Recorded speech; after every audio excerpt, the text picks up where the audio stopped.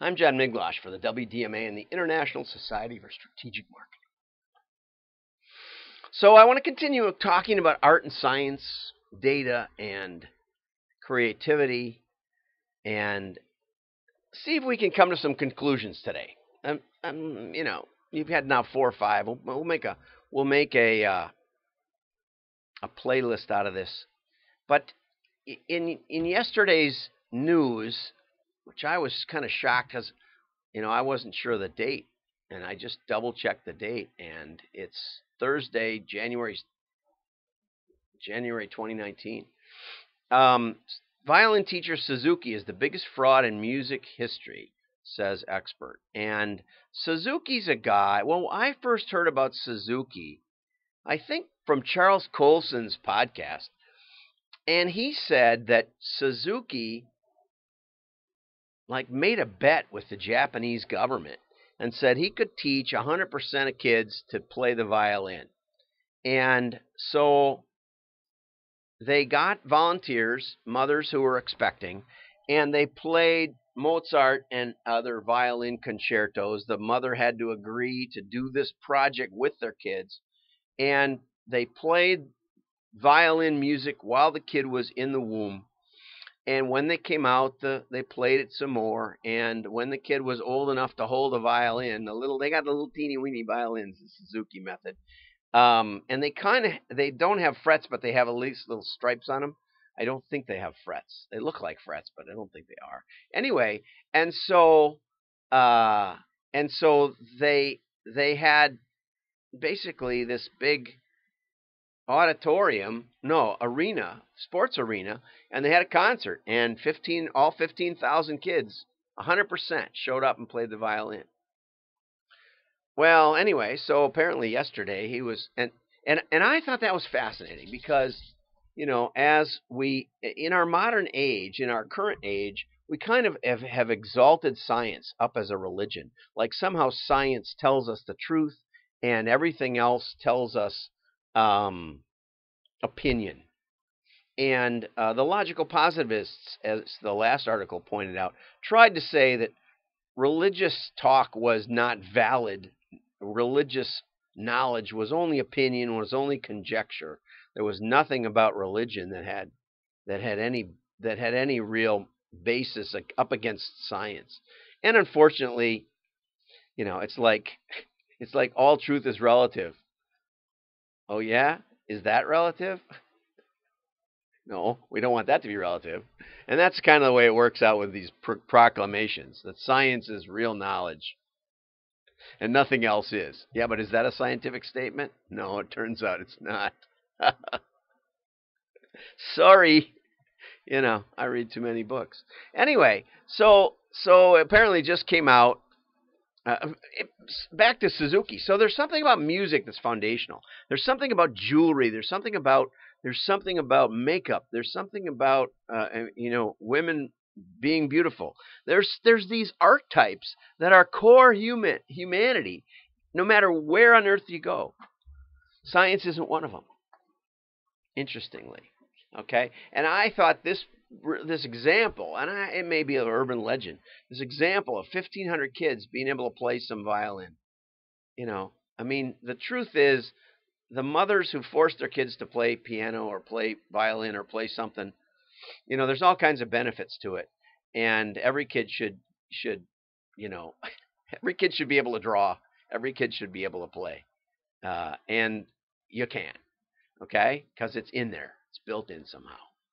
And that's my point. And that's what resonates in the jingles and resonates in the beauty or in the humor.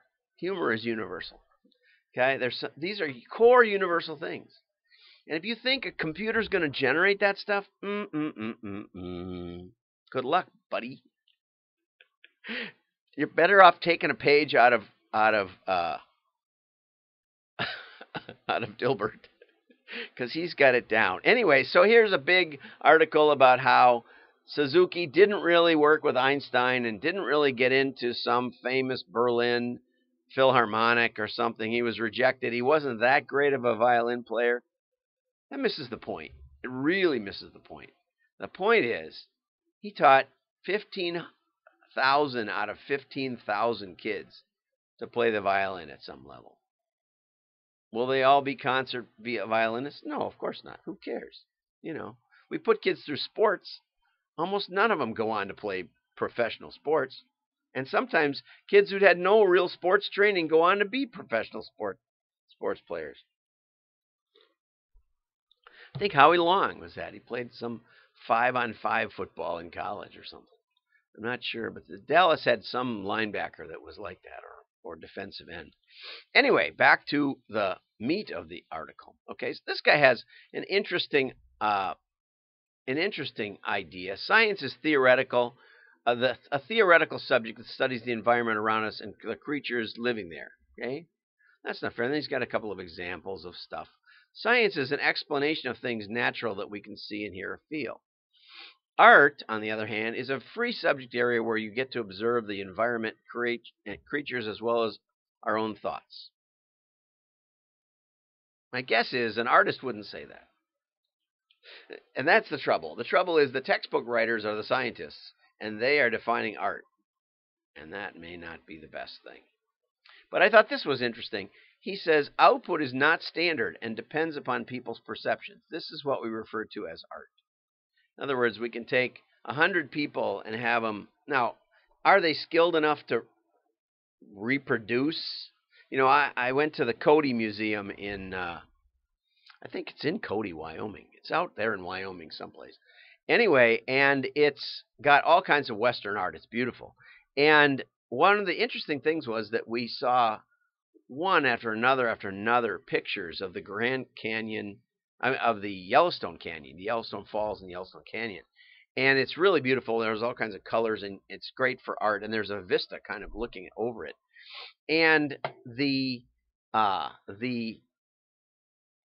picture was repeated by different artists over and over and over and over and over. And then a couple weeks later, we were there on that same vista, looking toward the falls. And it's very easy. You can Google Yellowstone Canyon or Yellowstone Falls. And it wasn't just, it wasn't just output. There was variation, and they were all beautiful. But it wasn't just output is not standard,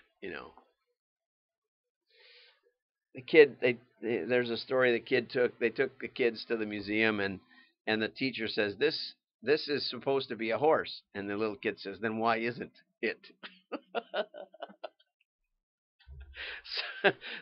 So, the definition of art, there has to be some skill. There has to be, who knows what. That's cool. You see what he's doing there? On here, you see the kids playing. This is the kids playing, drawn in such a way that it reflects on the glass or on the mirror, on the cup. If you take the cup away, you wouldn't know what it was, hardly. But when you put the cup in the center, you can see it changes the perception of it. There's science to that, I would say. So he sums it up by saying, science is objective, art is subjective. Again, that's what a scientist would say. Science is theoretical, art is conceptual. Well, if a lot of the fun stuff in science is very, very conceptual. You start looking into string theory or quantum physics or a lot of out at the edge stuff, and it's really hard to know what's going on. I watched a Smarter Every Day video where they were studying how does a bullwhip make the crack? What's that crack on a bullwhip? It turns out the crack on a bullwhip is the tip of the whip going supersonic.